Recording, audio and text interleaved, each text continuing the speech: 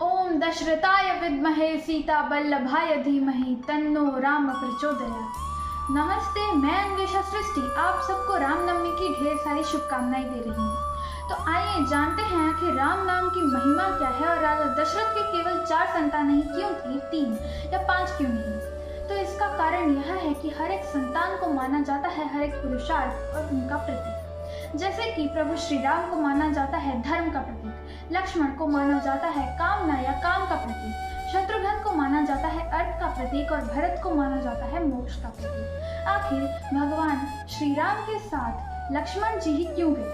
इसका कारण यह है कि धर्म और कामना एक दूसरे के साथ संलग्न होते हैं और दोनों एक दूसरे के साथ होते हैं, तभी वो सतमार्ग और सतपथ में चल सकते हैं। आखिर भरत जी ने क्यों कठाव रखकर शासन किया? तो इसका कारण यह है कि मोक्ष की प्राप्ति के लिए हमें अपने अंतर्मन को जानना आवश्यक होता है और अपने अंतर्मन की यात्रा करने के लिए एक प्रतीक को रखकर भी हम वो यात्रा कर सकते हैं। आखिर शत्रुघ्न जी क्यों अयोध्या छोड़कर बाहर नहीं गए? क्योंकि अर्थ कभी भी राजधानी के बाहर नहीं जा सकता। आखिर राम नाम की महिमा क्या है, आइए जानते हैं।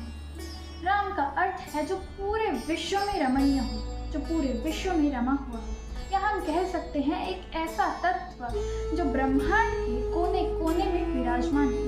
इसी के चलते हमारे शास्त्रों में कहा गया है कि रमन्ते योगिनः अस्मिन् च राम उच्यते, अर्थात योगी ध्यान में जो शून्य को प्राप्त कर लेते हैं उसी को हम राम कहते हैं। प्रभु श्री राम का जन्म चैत्र माह के शुक्ल पक्ष की नवमी तिथि को हुआ था। प्रभु श्री राम श्री हरि विष्णु नारायण के 7वें अवतार थे।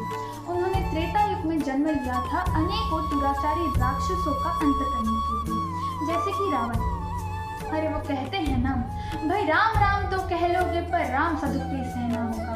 पहली चुनौती यह होगी कि मर्यादा में रहना होगा, और मर्यादा में रहने का मतलब कुछ खास नहीं कर जाना है, बस त्याग को गले लगाना है और अहंकार जलाना है। अब अपने राम लला के खातिर इतना ना कर पाओगे, शबरी का झूठा खाओगे तो पुरुषोत्तम कहलाओगे।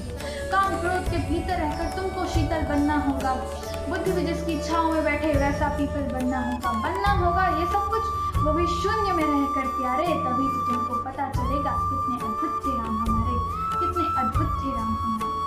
केवल राम राम या जय श्री राम कहने से नहीं हो जाता, बल्कि इस नाम के महिमा को, इस नाम के अर्थ को भी समझना जरूरी है। 500 वर्षों के संघर्ष के बाद अयोध्या राम मंदिर निर्माण के पश्चात ये हमारे प्रभु की पहली रामनवमी है।